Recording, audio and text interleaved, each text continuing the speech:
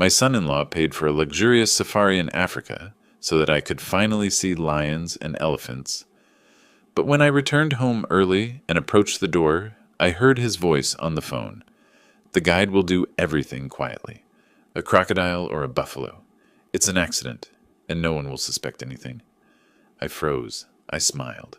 And I thought, okay, boy, let's see which one of us has an accident. You won't believe what I did. Before we continue, please subscribe to the channel and write in the comments what time it is where you are now.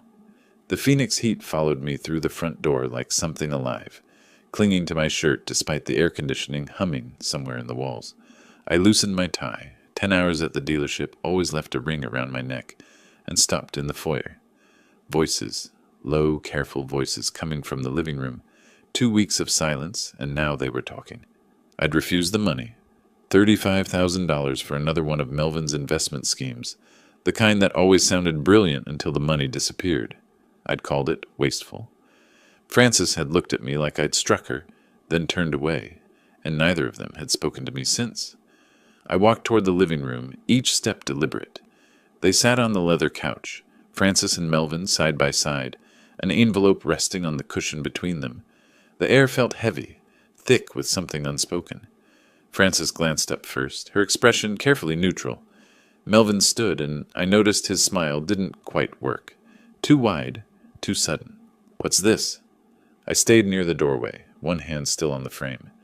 Ben, Melvin gestured at the envelope. Frances and I have been talking. About the argument. About everything. We want to make things right. Open it. I didn't move. 2 weeks of cold shoulders, and now an envelope.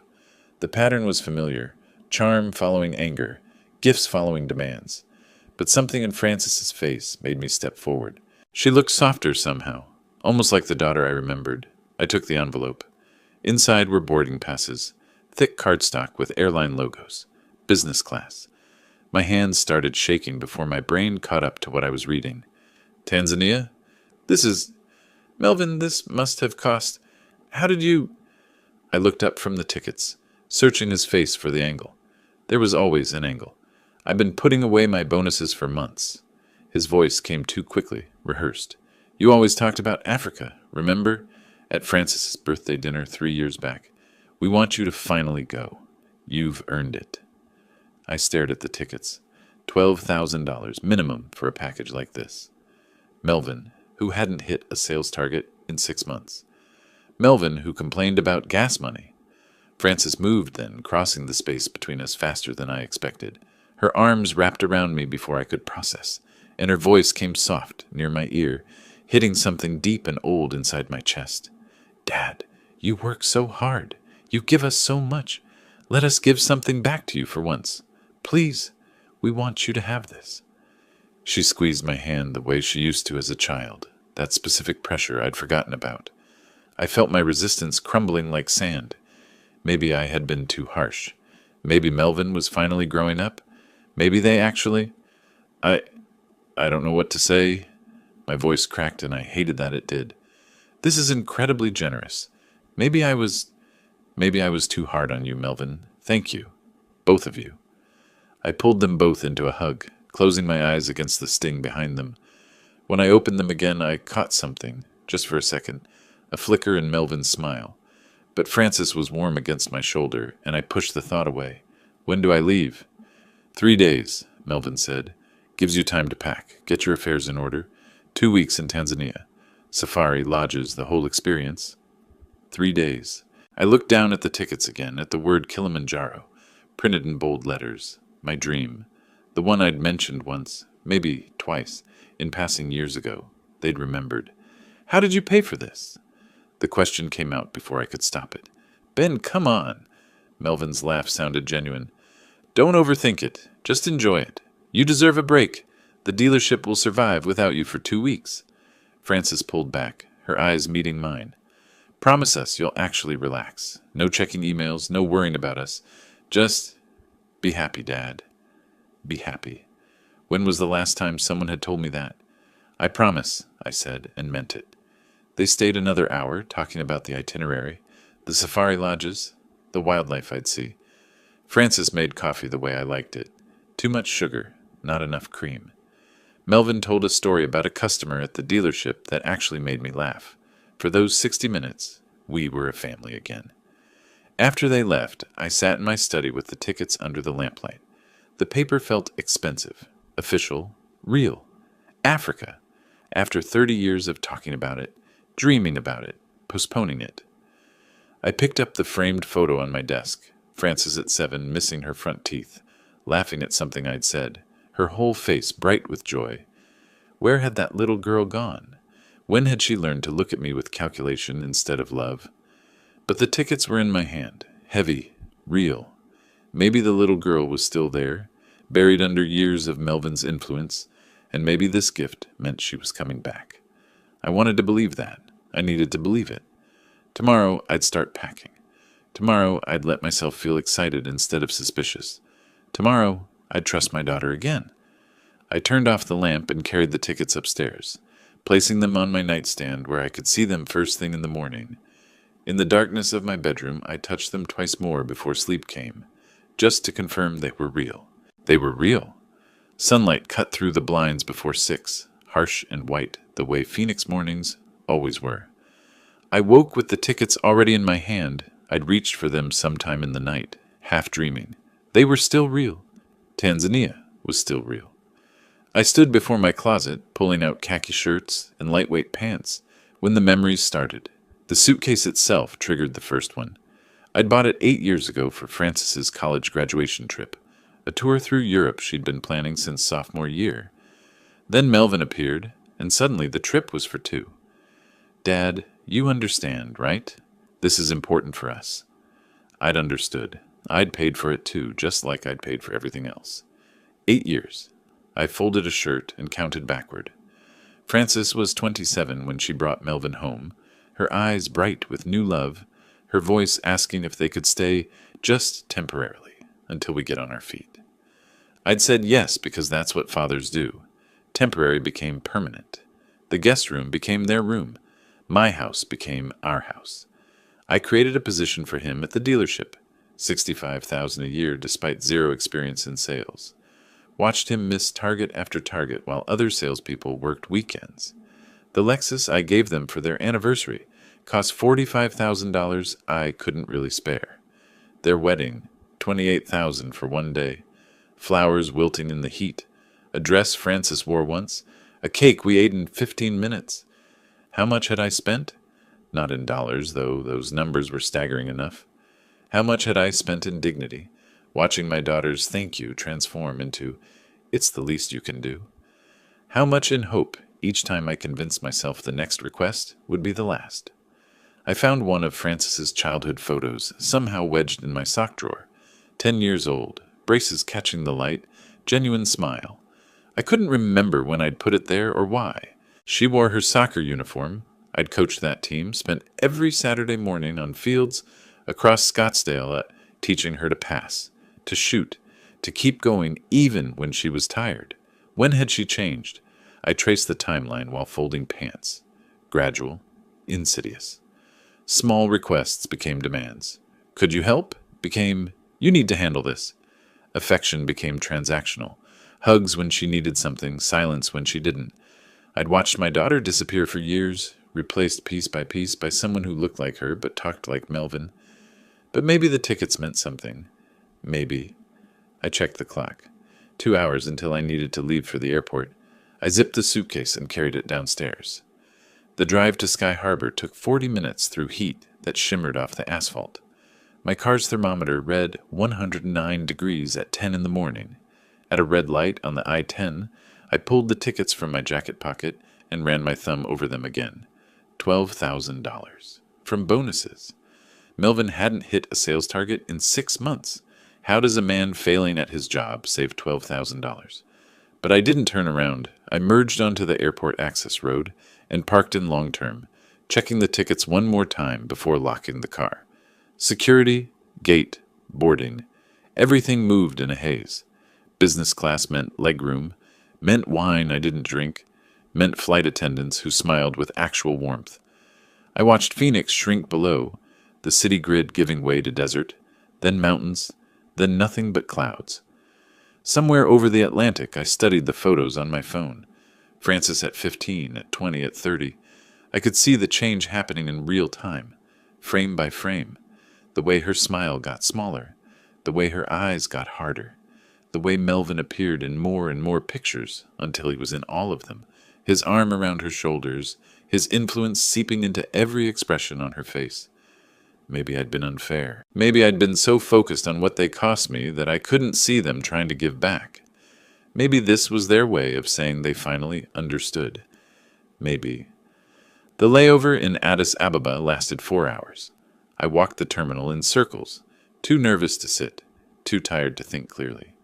Then another flight, shorter, the cabin filled with tourists speaking German and French, and languages I couldn't identify. Tanzania appeared through the window like a painting. Vast golden plains, scattered green, mountains in the distance that could have been clouds, except they weren't moving. Mount Kilimanjaro rose in the far north, snow-capped despite the equatorial heat, impossibly beautiful. Kilimanjaro Airport was small, efficient, cooler than Phoenix but still warm.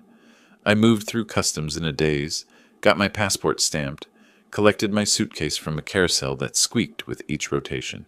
"Mr. West?" A man stepped forward, mid-40s maybe, fit, wearing khaki safari gear and holding a clipboard. His smile was professional, rehearsed from years of greeting nervous tourists. "Yes, that's me. Joseph, I am your guide for the safari. Welcome to Tanzania." His handshake was firm, but his eyes were already scanning my face, my posture, something I couldn't identify. "First, very important, you have your diabetes medication, yes? You took your morning dose? The altitude and heat can affect blood sugar levels.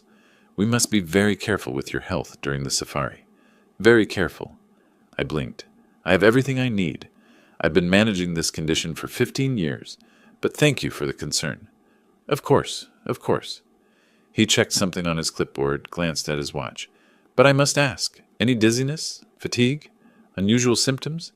The journey was very long. You must tell me immediately if you feel unwell. It is my responsibility to keep you safe." The way he said responsibility felt odd, like he was reminding himself more than informing me. But I was jet-lagged, overwhelmed by new smells and sounds, too focused on the fact that I was actually here, in Africa, after all these years. "I feel fine," I said, "just tired from the flight." "Good, good. The vehicle is outside. We drive 3 hours to the first lodge. You rest, drink water, take your medications on schedule. Very important for a man of your health condition." He reached for my suitcase and I let him take it. Through the airport doors, the African air hit me, dry, dusty, carrying the scent of distant rain and something else I couldn't name. Adventure, maybe, or possibility? Joseph walked quickly toward a Land Cruiser parked in the safari company area, checking his watch again when he thought I wasn't looking. I climbed into the passenger seat, still dizzy from travel, still carrying the hope that maybe, just maybe, my daughter had finally come back to me. The canvas walls of my tent glowed amber with dawn. I woke to sounds I'd never heard before, bird calls that weren't cardinals or sparrows, distant grunts that might have been wildebeest or something larger, wind moving through grass that went on forever. My glucose meter sat on the small camp table beside the cot. 118 mDL. Normal. I took my morning pills, dressed in the khaki shirt I'd packed specifically for this, and stepped outside. Joseph stood beside the Land Cruiser, binoculars already around his neck. "Good morning, Mr. West. Ready for your first real safari?" The next 4 days were wonder compressed into hours. Dawn drives where golden light spilled across plains that seemed to curve with the earth itself. Zebra herds moving like living rivers, their stripes blurring into motion and pattern. Elephants silhouetted against Kilimanjaro's impossible snow-capped peak. I photographed lions lounging in acacia shade, watched giraffes bend those absurd necks to drink, saw cheetahs teaching cubs to hunt. Joseph knew everything.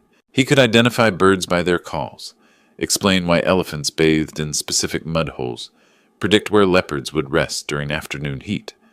We fell into an easy rhythm, early starts, long drives, his stories about the ecosystem filling the spaces between animal sightings. At night, I sat outside my tent, under stars so thick they looked painted, thinking maybe I'd been wrong about Melvin. Maybe the gift was real. Maybe my daughter hadn't disappeared after all. The shift came on the 5th morning. "Mr. West, we should walk closer to the watering hole." Joseph pointed toward a muddy bank where water turned opaque 50 feet from shore. "Perfect angle for crocodile photographs. They're very active in the morning. You'll get spectacular shots." I studied the murky water, the way the surface broke in places that might have been logs or might have been something else. My safari guidebook had been explicit about crocodile safety. Maintain distance, never approach water's edge in active zones. The zoom lens works fine from here, Joseph. But the detail, the authenticity, you need proximity for that. Trust me, I've done this hundreds of times. Very safe on this bank. His insistence carried an edge I hadn't heard before. "I'm good where I am." Something flickered across his face, gone before I could name it. That afternoon he suggested approaching a buffalo herd for authentic close-up photographs. Buffalo, the animals my guidebook called one of Africa's most dangerous, unpredictable, even without provocation, responsible for more tourist deaths than lions. "Joseph, I think we maintain distance from buffalo. The guide said they're aggressive. Only if provoked. We'll be careful." But his tone wasn't careful. It was pushy. "No, we stay in the vehicle." His smile tightened. "Of course, Mr. West. Whatever you prefer." The 6th day, I woke from an afternoon nap and stepped outside for air. Voices carried across the small camp, Joseph's voice speaking English, rapidly into his phone, pacing near the perimeter fence. "He's too careful. It's not working naturally. I can't just push him into the water. There are other tourists." "No, he won't take risks." I froze behind my tent wall. Joseph's back was to me, his body language tense, frustrated. He was reporting to someone. About me, about risks I wouldn't take, about things not working naturally. I retreated silently, my heart hammering against my ribs. Inside the tent, I sat on the cot and tried to make sense of what I'd heard. Joseph wasn't just a guide. He was...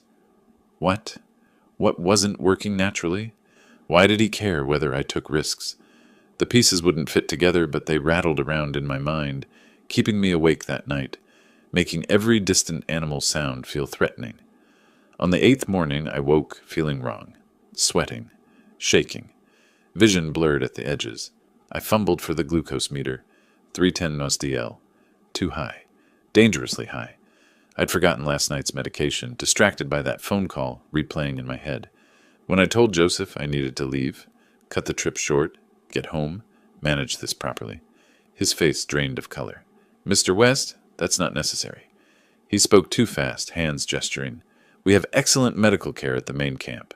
Dr. Kamau, very experienced with diabetes. You don't need to leave. You paid for 2 weeks. You should stay. Let us take care of you here. I'm booking a flight home. Tomorrow, if possible. Please reconsider. This is manageable. We can. Joseph." I kept my voice level. "I'm going home." His professional mask cracked. For just a moment, I saw something that looked like panic.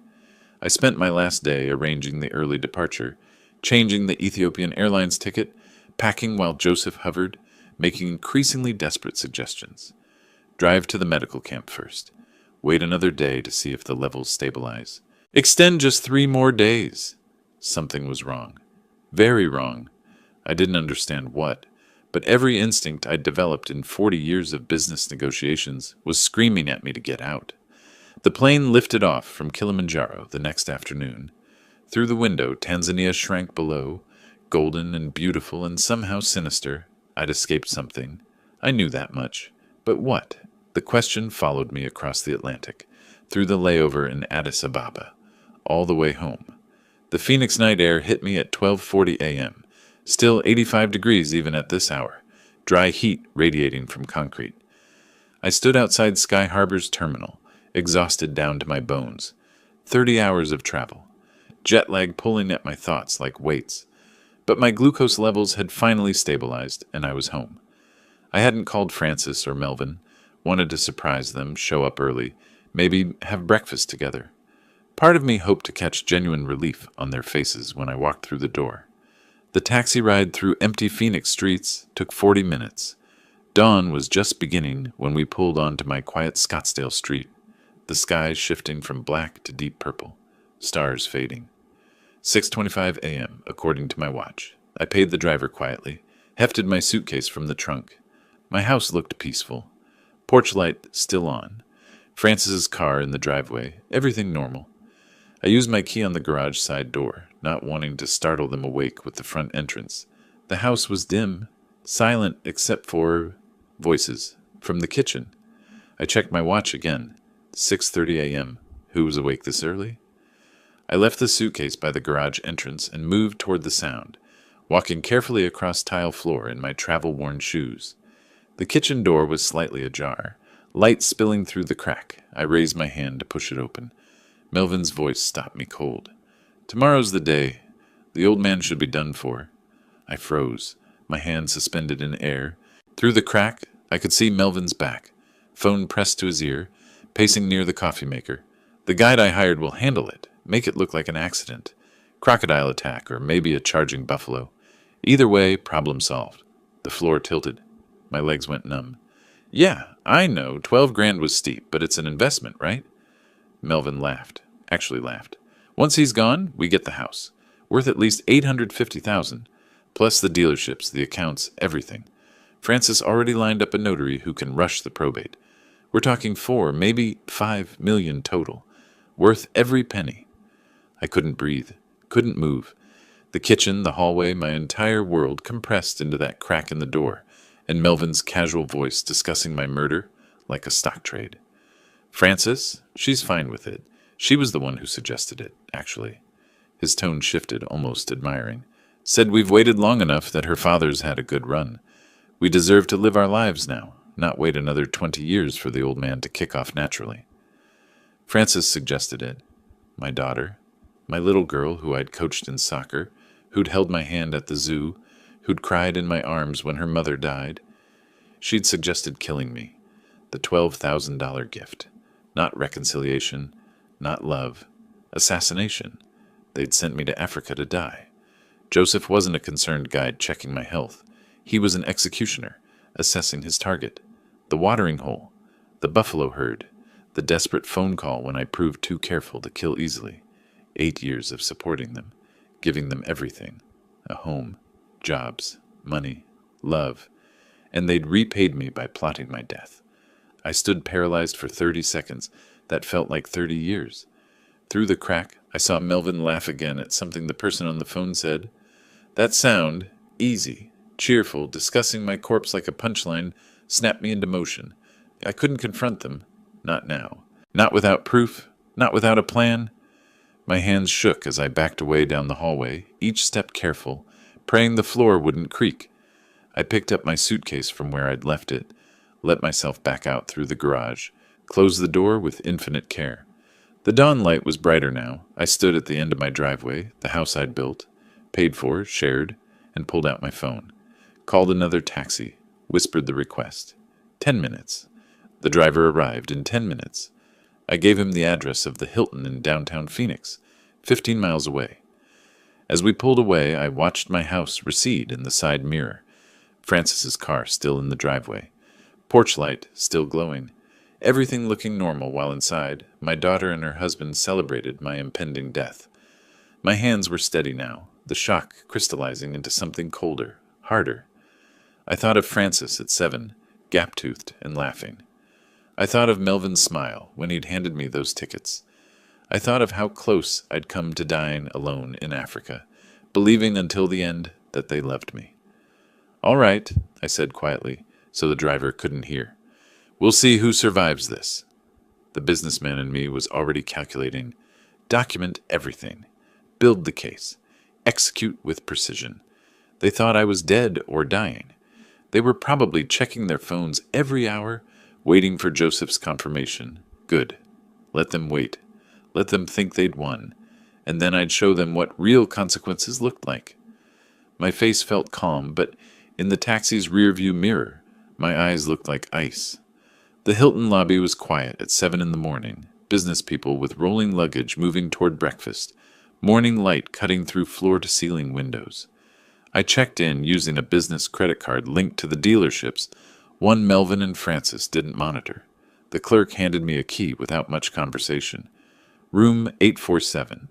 In the elevator, I caught my reflection in the polished doors. Rumpled clothes from 30 hours of travel, gray stubble, eyes that looked ancient, but underneath the exhaustion, clarity, cold, hard clarity. For 2 days, I didn't leave that room. August 10th and 11th blurred together. Room service trays stacking up, legal pad filling with notes. I wrote everything I knew. The $12,000 gift, Joseph's excessive health questions, the dangerous suggestions at the watering hole, the overheard phone conversation, 8 years of financial history, timelines, amounts, dates. I was building a case, not for police, but for myself. My phone buzzed occasionally. Francis, "Dad, are you okay? Haven't heard from you in days." I didn't respond. Let them wonder. Let them worry that something went wrong in Tanzania. The businessman in me took over. This was like planning a hostile takeover, except the target was my own family. By the morning of August 11th, I'd identified the problem. No concrete evidence. The overheard conversation wasn't recorded. Joseph was in Tanzania, probably paid and gone. If I went to police now, Melvin would claim it was a joke, hyperbolic venting. Francis would cry, play confused. They'd accuse me of paranoia, diabetes-related confusion, old age. A criminal trial takes years, costs hundreds of thousands, destroys everyone publicly, might fail. But there was another way. I didn't need criminal court. I needed civil control. My money, my property, my business, my terms. August 12th, I researched family law attorneys in Phoenix. Found Rick Holloway, 52, partner at a mid-sized firm specialized in estate planning and family disputes. Reviews praised his aggressive representation. Consultation fee, $450 per hour. Expensive, necessary. I booked an appointment for 2 that afternoon. His office occupied the 14th floor of a glass tower downtown. The waiting room had leather chairs and a view of the mountains. At exactly 2 o'clock, Holloway's assistant showed me into his office. More glass walls, more mountain views, a desk that probably cost more than most people's cars. Holloway stood, shook my hand. Gray hair, expensive suit, eyes that assessed quickly. "Mr. West, what can I do for you?" I told him everything. The tickets, the safari, Joseph's behavior, the overheard murder plot. He listened without interruption, pen moving across his legal pad, expression neutral, but the writing getting faster as the story unfolded. When I finished, he set down his pen and leaned back. "Mr. West, I believe you. But belief doesn't win cases. What you have is testimony about an overheard conversation, inadmissible in criminal court, easily denied. However," he paused, steepled his fingers, "you don't need criminal court. You need asset protection and estate control. That we can do immediately and legally." "Explain." "Here's how this works. You fire Melvin tomorrow. Arizona is at-will employment. You don't need to give a reason. You reclaim any property titled in your name. You change your will to disinherit Francis completely. You watch them panic. When people are desperate, they make mistakes. Let them hang themselves." I nodded slowly. Yes, this was war, but fought with paperwork and lawyers, not violence. Cleaner, more permanent. "How quickly can we change the will?" Holloway checked his watch. "I can draft it this afternoon, have it witnessed and notarized by end of business today. The moment you sign, it's legally binding. Francis goes from inheriting $2 million to inheriting $1. Quite a change. $1, the minimum required to prevent a successful contest. Do it." He worked for 2 hours while I sat in his conference room drinking coffee that tasted like it cost $20 a cup. Through the glass wall, I watched him typing, making phone calls, printing documents. At 4:30, he returned with a stack of papers. "Your new will. Your current estate is worth approximately $4.5 million.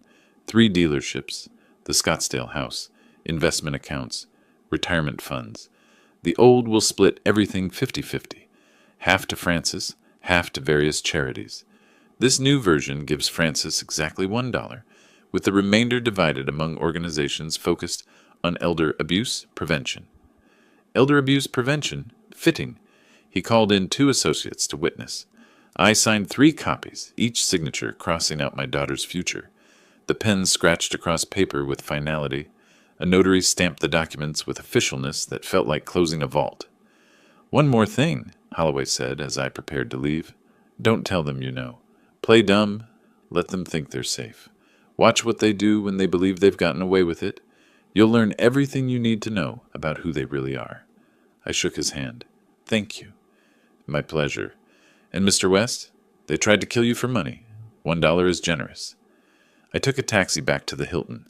In my room, I sat on the bed, holding copies of the new will. 8 years I'd supported them. A home, jobs, money whenever they asked, and they'd repaid me by trying to make me crocodile food in Africa. Frances's face floated through my mind. 7 years old, missing her front teeth, laughing. That little girl was gone. Had been for years. Maybe she'd never really existed the way I remembered. I put the will in my suitcase and tried to sleep. Tomorrow, I'd face them. Tomorrow, the real game would begin. August 14th, 6 o'clock in the evening, I sat on my hotel bed, phone in hand, composing a text message to Frances. My thumb hovered over the screen. This was the opening move. Once I sent this, there was no going back. I typed carefully. "Dear Frances, arriving home tonight. Flight delayed a week due to technical problems in Africa. Will be home around 9 p.m. Love, Dad." Read it twice. Press send. The message delivered immediately. I watched the screen. 3 minutes passed. Then, "Dad, we were so worried. Can't wait to see you." The heart emoji felt obscene. I didn't respond. At 7:30, I checked out of the Hilton. Thanked the front desk clerk who'd been professionally distant for 4 days. The Uber driver who picked me up was maybe 25, playing music I didn't recognize, making small talk about the weather, the brutal Arizona summer that never seemed to end. He had no idea his passenger was a man returning from the dead to haunt his would-be murderers. I tipped him $40 when we reached Scottsdale. He seemed surprised, grateful, the last normal human interaction I'd have before stepping into my war zone of a home. At 9:15, deliberately 15 minutes late to increase their anxiety, the Uber pulled into my driveway. Every light in the house was on. They were waiting, watching through windows probably, wondering if I was real or some kind of mistake. I took my suitcase from the trunk and stood for a moment, looking at the place I'd built 30 years ago, paid for with sweat and 18-hour days at the dealerships, shared freely with a daughter I'd loved more than anything. 4 days ago, I'd walked away heartbroken, devastated. Now I was returning as something else, something colder, an architect of justice. I walked up the front steps, key already in hand, and opened the door. "I'm home!" Frances and Melvin appeared from the living room like they'd been launched. Their expressions hit in sequence, perfect theatrical progression. Shock first, faces draining of color so fast I could almost see blood retreating, mouths opening slightly in that cartoon surprise that would be funny if it weren't so damning. Then confusion, brains struggling to process impossibility. He's supposed to be dead, torn apart by crocodiles or trampled by buffalo. Why is he standing here with a suitcase looking tired but alive? Then fear, naked and raw and unmistakable, before desperate smiles plastered over everything like masks they'd grabbed at the last second. "Dad!" Frances rushed forward, movements too fast, too jerky. "Oh, thank goodness you're home. We were beside ourselves with worry. You didn't answer any of our texts. We thought something terrible happened." She wrapped her arms around me. Her whole body trembled like she was freezing in 100-degree Phoenix heat. Melvin hung back near the living room entrance, one hand gripping the doorframe like he needed support. "Ben, what happened? With the flight delay, I mean. We expected you back days ago. We were going to call the embassy or something." He was fishing, desperate to understand why I was alive, how their plan had failed, whether their cover was blown.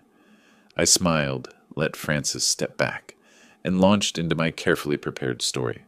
"I'm so sorry for worrying you both. The safari was absolutely incredible. Everything I dreamed of and more." I gestured toward the living room. "Can we sit? I'm exhausted." We moved to the couch. I deliberately took my usual spot, forcing them to sit across from me where I could watch their faces clearly. "Africa was magnificent," I continued. The lions, the elephants, watching the sun rise over Kilimanjaro. But on the 8th day, my blood sugar spiked. Nothing serious, but at my age, you can't be too careful when you're that remote. I decided to come home early, and rescheduling the flights took forever. Phone service was terrible out there. I should have found a way to contact you sooner. Frances's right hand kept moving to her necklace, touching it, dropping away, touching it again. A tale I'd noticed when she was 12 and lying about homework. Now she was lying about wanting me alive. Melvin poured himself whiskey from the bottle on the side table. His hands shook, amber liquid sloshing against glass. I can't thank you enough for this gift, I said, watching them squirm. It was truly life-changing, seeing those animals, that landscape. I'll remember it forever. You two really surprised me with your thoughtfulness. They were trapped, terrified but unable to ask the questions burning through their minds. Why are you alive? What went wrong with Joseph? Does he know we tried to kill him?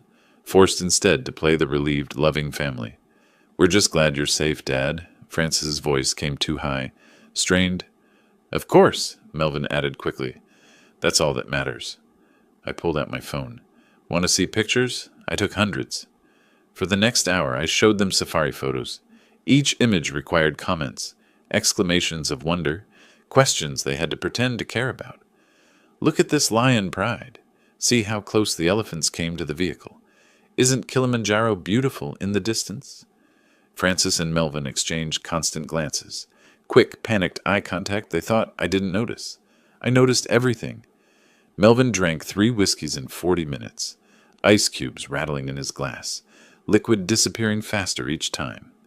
Frances excused herself twice to the bathroom. The second time, I heard her whispering urgently into her phone through the door. Don't know what happened. Joseph hasn't... We need to... Her voice too low to catch everything, but the panic clear enough. Around 10:30, I yawned theatrically and stretched. I'm exhausted from all the travel.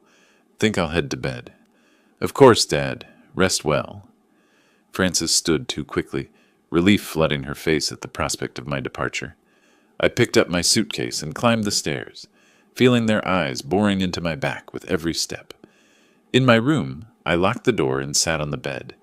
Then I allowed myself a smile. They were panicking, drowning in terror and confusion. Good. Let them panic.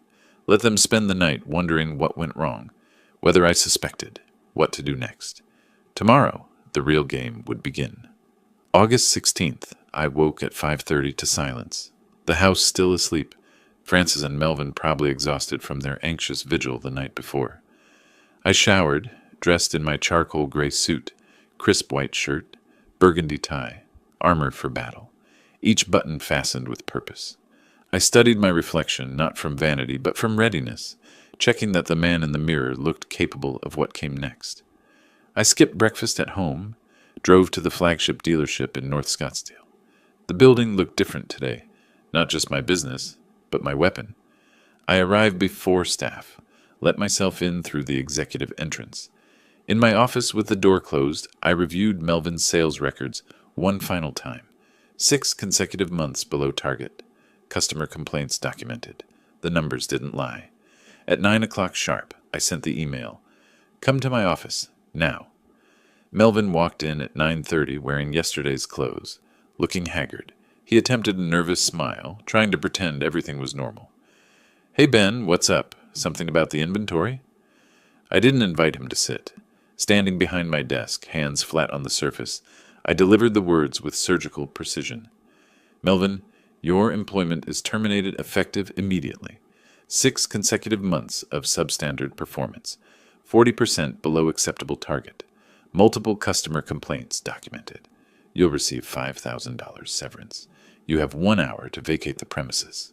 His face went white, then red. What? You can't fire me. I'm your son-in-law. Francis will never forgive you for this. That familial connection is precisely why I tolerated your incompetence for so long. But this is a business, not a charity. Sign the severance agreement or leave with nothing. Your choice. He sputtered, tried to argue, to plead. I pressed the intercom. Security to my office, please.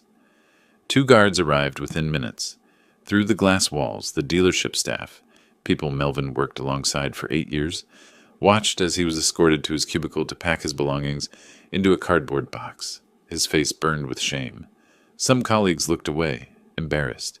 Others whispered, probably having wondered for years why he still had a job. I watched from my office window, arms crossed. Melvin's hands shook as he packed. A coffee mug, a framed photo of Francis, a desk calendar. 8 years compressed into items that fit in one box. The guards walked him through the showroom to the parking lot, every step visible to customers, salespeople, technicians. The walk of shame made concrete and public. He signed the severance papers before leaving. He had no choice, needed the money. $5,000 for trying to murder me. Quite the severance package. This was just the beginning.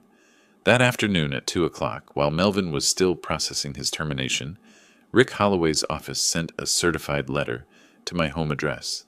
Francis would sign for it. Francis would panic. The letter was formal, detailed, devastating. It informed them that the 2022 Lexus ES 350 they'd been driving remained titled in my name. As property owner, I was exercising my right to reclaim the vehicle. They had 48 hours to surrender keys and registration, or I'd report it as unauthorized use.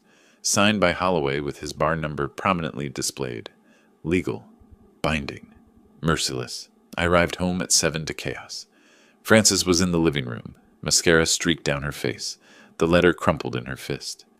Melvin paced like a caged animal, still carrying his cardboard termination box, the pathetic remnants of 8 years visible through the open top. The moment I entered, Frances screamed, "What are you doing? You fired him. Now you're taking our car? How are we supposed to live?" I set down my briefcase calmly, loosened my tie with deliberate slowness. My voice came quiet, controlled, more devastating than shouting could ever be. The car is titled in my name. When I purchased it 3 years ago, I kept the title for insurance purposes. That makes it legally mine. I'm simply reclaiming my property. Melvin exploded, crossing the room toward me before catching himself. We've done so much for you, taken care of you. This is how you treat family?" I looked at him with cold eyes and asked the question that made them both freeze. "Helped me? I want you to explain that, Melvin. Tell me one specific thing, just one, that you've done for me in 8 years. I'm genuinely curious." Silence fell like a guillotine. Melvin's mouth opened, closed. He looked at Frances. Frances looked back, equally helpless. We've been here. Francis has," he stammered, trailing off into nothing. 8 years of living rent-free. 8 years of generous salary he hadn't earned. Vacations I'd paid for. Car I'd provided. Wedding I'd funded. They'd taken everything and given nothing. The silence stretched until it became unbearable for them. I nodded slowly. "Exactly. You have 48 hours to return the car. Keys and registration to Rick Holloway's office. I'd start making arrangements if I were you." I walked upstairs, leaving them in stunned silence, each step deliberate. Not rushed, just finished with them. As I closed my bedroom door, I heard Frances whisper, voice breaking. "He knows. Oh no, he knows something. The way he's acting, the timing. He knows about Tanzania." Yes, Frances, I knew everything. And this was only the first strike. August 18th, 2 days since I'd fired Melvin and reclaimed the car. Frances knocked on my bedroom door as I was leaving for work, blocking the hallway. Her face was carefully staged, tear-stained, trembling. "Dad, please, can we talk? Just 5 minutes?" I checked my watch but nodded. In the living room, she launched into her prepared speech. They didn't deserve this treatment. Melvin was just going through a rough period. Everyone had bad months at work. Taking the car was cruel when they had no income. She cried, real tears, because her situation was genuinely desperate. I listened without expression, then responded with devastating calm. "A rough period? Francis, Melvin has lived in my house rent-free for 8 years. Driven my car. Worked at my business, earning more than he deserved. This isn't a rough period. This is consequences for years of taking advantage." Her face crumpled. I left for work. That evening she tried again, but the tactics had changed. Melvin stood behind her like backup, and her tone shifted from pleading to aggressive. "If you don't stop this, we'll get a lawyer. We have rights. You can't just throw us out, take our things. There are laws about this." I actually smiled. Cold. no warmth in it. By all means, hire an attorney. I'm curious what they'll tell you. I'll even give you a recommendation. Rick Holloway, excellent family law attorney. Oh, wait, he's already representing me. The implication was clear. I'd already locked down legal protection. They were playing a game where all the pieces belonged to me. 2 days later, on August 20th, they scraped together $200 for a legal consultation. I found the receipt later. Gary Chen, solo practitioner, strip mall office near downtown Phoenix. I could imagine the scene. Francis and Melvin sitting across from some overworked attorney in a cluttered office, fluorescent lights humming, explaining their situation, hoping for different news than what they were about to receive. They returned home that evening looking devastated. The attorney had confirmed what they feared. I held all the cards legally, Arizona at will employment, car titled in my name, my house, my rules. They had no case. They'd wasted their $200. That night, Melvin made his final desperate move. I woke around 2 in the morning to a sound downstairs. Subtle, careful. I stayed in bed, listening. Footsteps in my study, drawers opening, the soft click of a filing cabinet. Melvin was searching for documentation. The new will, bank records, anything he could use as leverage. I smiled in the darkness. Every important document was in Rick Holloway's office safe. Melvin would find nothing except old tax returns and dealership brochures. 20 minutes later, the footsteps retreated. His bedroom door closed quietly. He'd found nothing. Over the next 4 days, I watched them unravel. They argued constantly, voices raised behind their closed door, accusations flying. Francis blamed Melvin for failing at his job, for getting them into this situation. Melvin blamed Francis for my sudden hostility, suggested she must have done something to trigger it. Neither could say the real words. We tried to murder him, and somehow he knows. The debt collector starts calling. I heard Francis on the phone, voice shaking. I understand, but we need more time. Click. Another creditor. Another missed payment.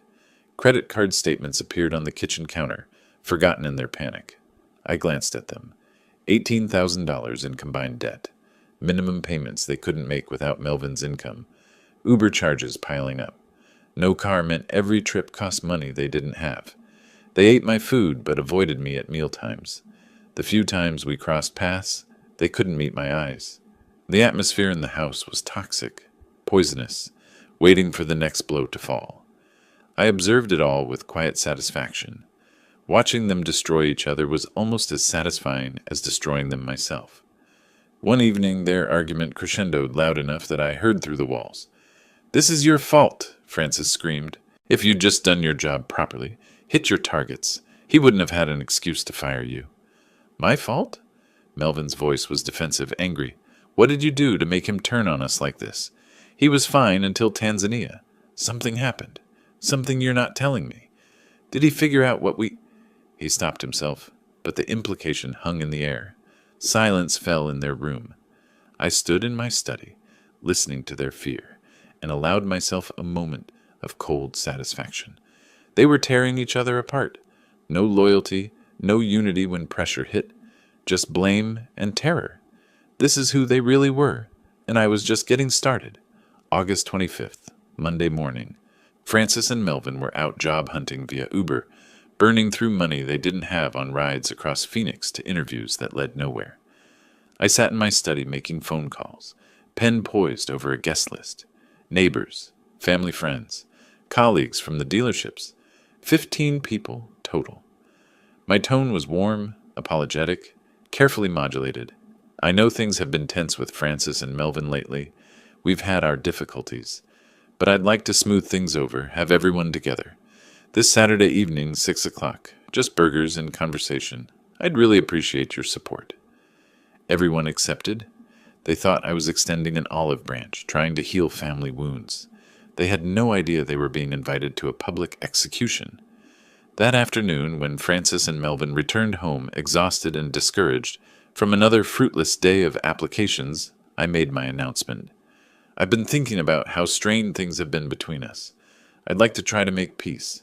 I've invited some friends and neighbors over for a barbecue Saturday evening. Nothing fancy, just food and conversation. A chance for us to reset as a family. Francis and Melvin exchanged shocked glances. Was this surrender? Had I decided to back down? Francis's eyes filled with cautious hope, the first light I'd seen in them for days. Dad, really? You mean that?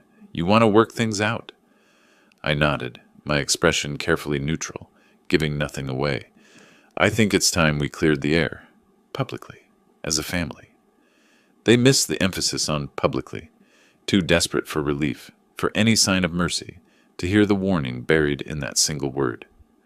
Saturday evening arrived with perfect Arizona weather, temperature cooling to the low 90s as the sun descended, golden light washing across my backyard like a spotlight on a stage. Guests arrived carrying wine bottles and side dishes, neighbors from the surrounding Scottsdale homes, 2 managers from my dealerships, the couple from 3 houses down who'd known Frances since she was a teenager, who'd watched her grow up, a few of my golf acquaintances, 15 people total, settling into lawn chairs and patio furniture, making small talk about the heat and the upcoming football season. I worked the grill, playing the gracious host, flipping burgers, asking about people's kids, pouring drinks. Francis and Melvin circulated awkwardly, sensing something off in my forced cheerfulness, but unable to identify the threat. They smiled too much, laughed too loudly, trying to appear normal while fear flickered behind their eyes. Around 7:30, when everyone had drinks and plates of food, when the conversation had reached that comfortable hum of a successful gathering, I tapped my glass with a knife. The sharp ring cut through the chatter. Conversation died. All eyes turned to me. Friends, thank you for coming tonight. I stood beside the grill, glass raised, my voice carrying clearly across the quiet yard. I asked you here because I believe in transparency, especially regarding family matters. I want to tell you all the truth about my relationship with my daughter and son-in-law. Frances's face drained of color, like water running from a sink. She started to stand, but Melvin grabbed her arm, fingers digging into her flesh, making a scene now would look worse, confirm guilt. I continued, my tone calm, factual, devastating in its measured delivery. For 8 years, Francis and Melvin have lived in my home rent-free. I've provided everything, housing, employment for Melvin at my dealership, a car, vacations, financial support. Over those 8 years, I've spent approximately $280,000 supporting their lifestyle. I did this because I loved my daughter and wanted to help her family build a foundation for their future. I paused, letting that number sink in. $280,000. Some guests shifted uncomfortably, a few exchanged glances. Recently, Melvin gave me what seemed like a wonderful gift, a 2-week safari to Tanzania. Cost about $12,000. I was deeply touched by this apparent generosity from a man who'd never shown such consideration before.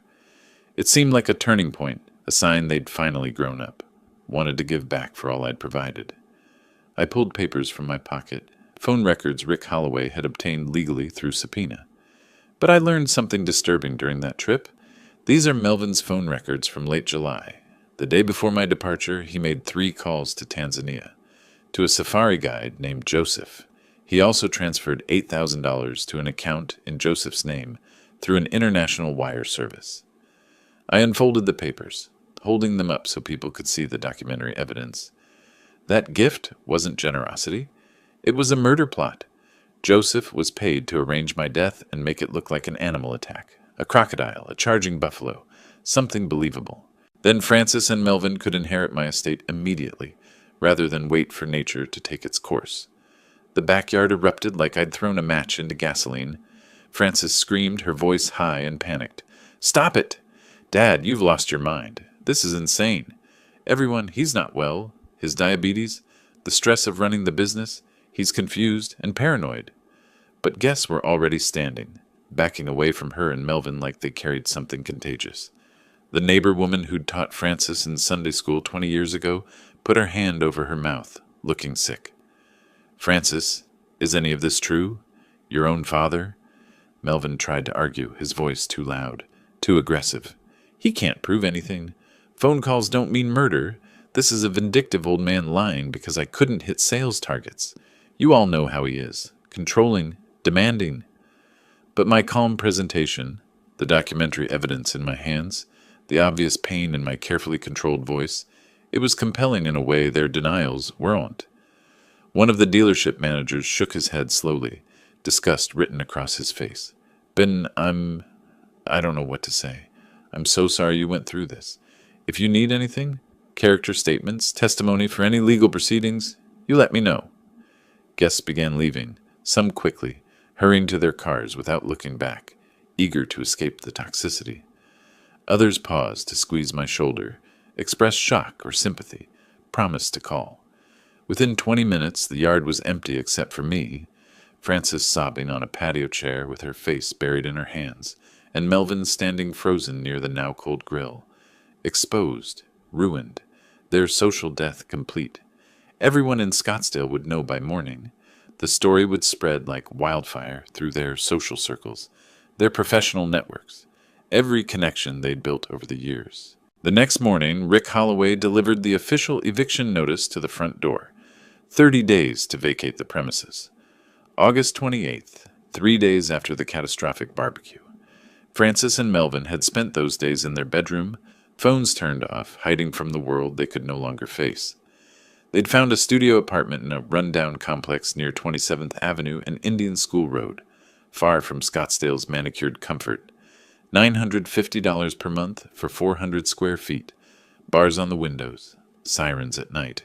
The kind of place they'd never imagined living. It was all they could manage. The packing was brutal and revealing. Frances stood in her childhood bedroom, the room where she'd grown up, dreamed, become who she was, and realized she was leaving it forever. Every item she packed reminded her of what she'd thrown away.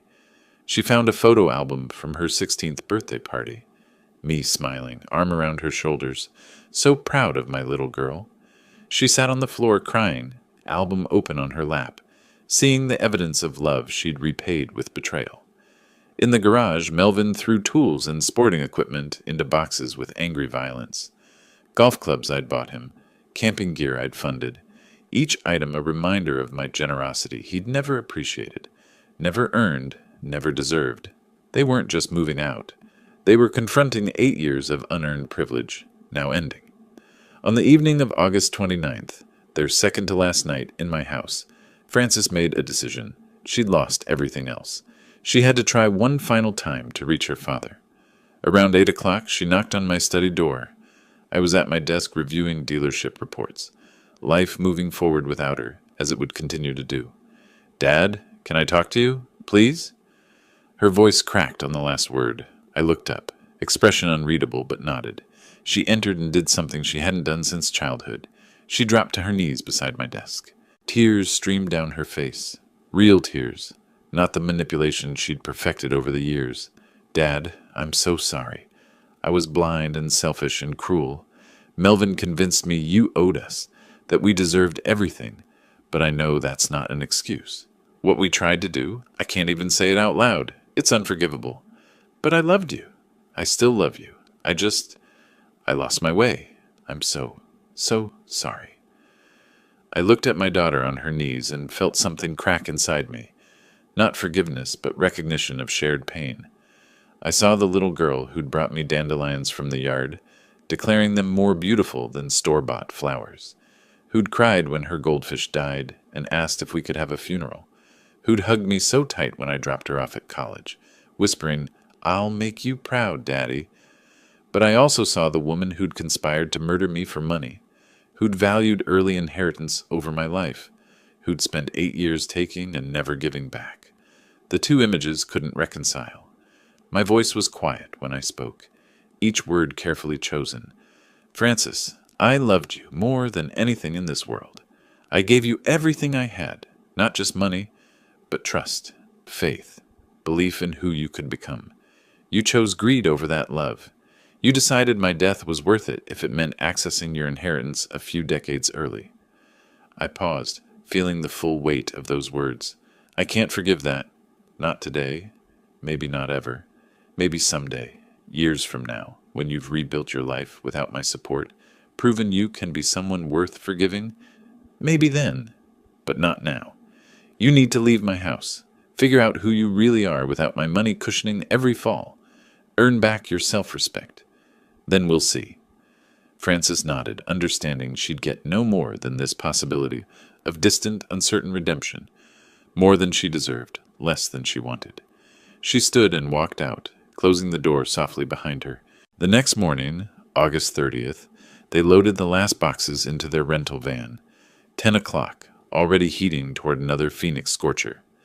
I watched from my study window as they made final trips. Melvin never came to say goodbye. His pride wouldn't allow it, even now.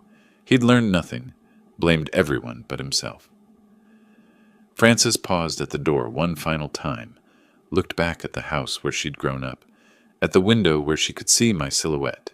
She raised one hand in farewell or acknowledgement or apology. I didn't wave back. The van pulled away, exhaust pipe rattling, overloaded with their possessions. I watched until it turned the corner and disappeared from view. A week later, early September, I sat on my back patio, in the morning coolness before the heat arrived, coffee cup warm in my hands. The house was silent, truly silent for the first time in 8 years. The kind of peace I'd forgotten existed. I'd changed all the locks, installed a new security system, reclaimed every room, made the house mine again. Rick Holloway had confirmed everything was finalized, the new will executed and filed with the county. Frances receives exactly $1. The remaining $4.5 million goes to the Dignity Foundation, a charity supporting elderly victims of family financial abuse. I'd chosen the name myself, seemed appropriate. I didn't feel victory or joy. Those emotions were too simple for what I'd been through. I felt justice, balance, the restoration of order to a world that had been chaos. My life was my own again. In my calendar, I'd marked a date in October. Australia, solo, self-funded, genuinely for myself. Not a gift with hidden strings, not someone else's agenda disguised as generosity. Just an old man seeing the world while he still could. I'd learned the lesson I needed. Love doesn't mean allowing others to exploit you. Boundaries aren't cruelty, they're self-respect. And family isn't defined by blood. It's defined by how people treat you. I took a sip of coffee, watched a cardinal land on the patio railing, its red feathers brilliant in the morning light. I smiled, not in triumph, but in peace. The story was over. Life continued. And it was good. If you like this story, please like this video, subscribe to the channel, and share your impressions of this story in the comments. To listen to the next story, click on the box on the left. Thank you for watching.